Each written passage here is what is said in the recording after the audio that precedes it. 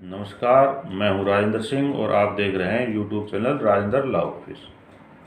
आज इस वीडियो में हम चर्चा करेंगे वसीयत के बारे में। वसीयत, जिसे अंग्रेजी भाषा में विल भी कहते हैं। वसीयत क्या होती है, वसीयत कौन बनाता है, वसीयत बनाते समय क्या क्या सावधानियां रखनी चाहिए, वसीयत को रजिस्टर करवाना चाहिए या नहीं करवाना चाहिए, वसीयत को हाथ से लिखा जाना चाहिए या टाइप शुदा होना चाहिए, वसीयत में कौन गवाह होने चाहिए, इन सब बातों की चर्चा आज हम इस वीडियो के माध्यम से शेयर करेंगे। तो वीडियो शुरू करने से पहले एक रिक्वेस्ट कि इस चैनल को सब्सक्राइब ज़रूर कर लें और सब्सक्राइब बटन के साथ में जो घंटी दिखाई दे रही है उसे भी ज़रूर दबा लें, ताकि जब भी इस चैनल पर कोई ऐसे ही महत्वपूर्ण कानूनी विषय से संबंधित कोई वीडियो अपलोड हो तो सबसे पहले उसकी नोटिफिकेशन आप तक पहुंच जाए। वीडियो पसंद आए तो इसे शेयर ज़रूर कर दें, वह वीडियो को लाइक भी कर दें। तो चलो जान लेते हैं क्या होती है वसीयत। अक्सर देखा जाता है कि एक व्यक्ति जो कि निर्वसीयत, बिना अपनी विल किए हुए उसका देहांत हो जाता है, उसके वारिसों में उस प्रॉपर्टी के बंटवारे के लिए विवाद बना रहता है और यह विवाद कई बार अदालतों तक भी पहुंच जाता है। ऐसा भी अक्सर सुनने में आता है कि प्रॉपर्टी के विवाद में भाई भाई या रिश्तेदार आपस में खून खराबे तक भी पहुंच जाते हैं। इसलिए ज़रूरी हो जाता है कि एक व्यक्ति अपने जीवन के समय में ही अपनी संपत्ति का वसीयतनामा या उसकी विल बना दे, ताकि उसकी मृत्यु के बाद उसके द्वारा छोड़ी गई संपत्ति पर उसके वारसों में कोई किसी प्रकार का विवाद ना रहे। तो जान लेते हैं कि क्या होता है वसीयतनामा।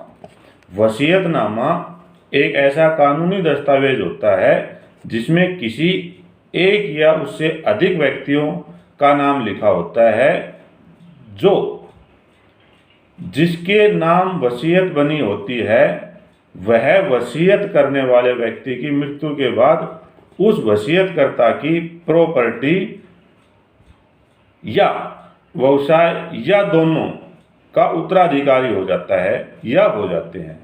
जिस व्यक्ति ने वसीयतनामा करवाया है वह अपने जीवन में कभी भी उस वसीयत को बदल सकता है, उसको अपडेट कर सकता है या उसे कैंसिल भी कर सकता है। तो इस प्रकार आपने जाना कि एक वसीयतनामा क्या होता है। अब हम जान लेते हैं कि एक वसीयतनामा बनाने में किन किन बातों को ध्यान रखना चाहिए। सबसे पहले, क्या वसीयत करवानी ज़रूरी होती है? तो जैसा कि हमने वीडियो में पहले चर्चा कर चुके हैं कि वसीयत ना करवाने से क्या नुकसान हो सकते हैं, तो इसलिए ये सलाह दी जाती है कि एक व्यक्ति को अपने जीवन काल में अपने संपत्ति की वसीयत जरूर करवा लेनी चाहिए। अब वसीयत कौन करवाता है? तो जो व्यक्ति जिसके नाम पर कोई भी चल या अचल संपत्ति है वह अपनी उस संपत्ति के संबंध में वसीयत करवा सकता है।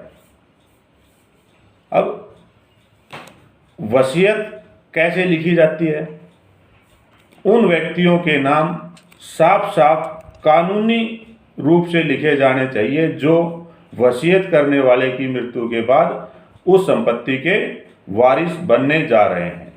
क्योंकि अगर एक वसीयतनामा में नाम या पता लिखते समय कुछ गलत लिखा गया या अधूरा लिखा गया तो ऐसी अधूरी जानकारी के कारण वह वसीयतनामा भविष्य में किसी अन्य पक्षकारों द्वारा उसे चैलेंज किया जा सकता है और विवाद अदालतों में जा सकता है।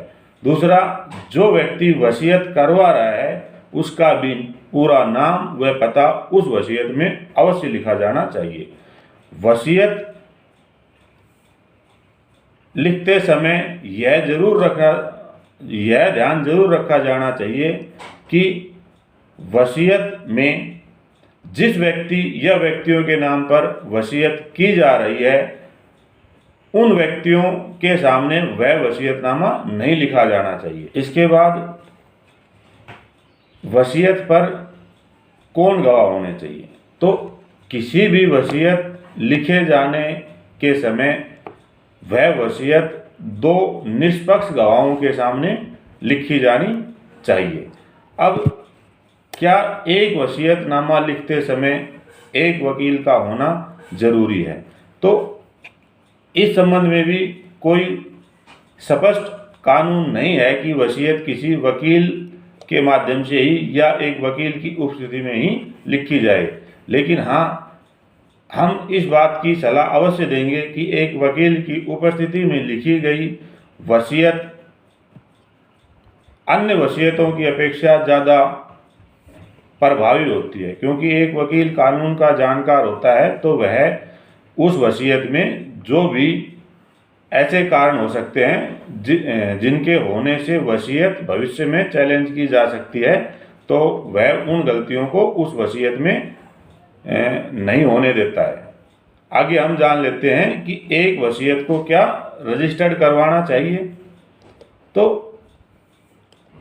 ऐसा भी कोई विशेष नियम नहीं है कि एक वसीयत को रजिस्टर्ड ही किया जाना चाहिए, लेकिन यह जरूरी है कि वसीयत दो विश्वसनीय गवाहों के सामने लिखी जानी चाहिए और उस वसीयत के प्रत्येक पेज पर वसीयत करने वाले के साफ साफ हस्ताक्षर व दोनों गवाहों के भी साफ साफ हस्ताक्षर किए जाने चाहिए और अंतिम पृष्ठ पर वसीयत करने वाले का पूरा नाम, पता व उम्र अवश्य लिखी जानी चाहिए और इसी प्रकार से गवाहों का भी पूरा नाम, पता व उनकी उम्र अवश्य लिखी जानी चाहिए।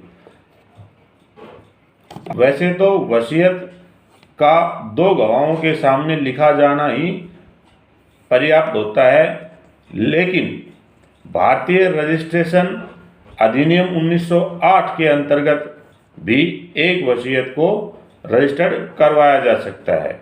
इस प्रकार से रजिस्टर्ड की गई वसीयत ज़्यादा विश्वसनीय होती है, क्योंकि रजिस्ट्रार कार्यालय में उस रजिस्टर्ड वसीयत की एक प्रति सुरक्षित रखी जाती है। एक वसीयत को रजिस्ट्रार कार्यालय में रजिस्टर करवाते वक्त दो गवाहों की मौजूदगी अवश्य होनी चाहिए। अब सवाल यह है कि क्या एक वसीयत को टाइप करवाया जाना चाहिए?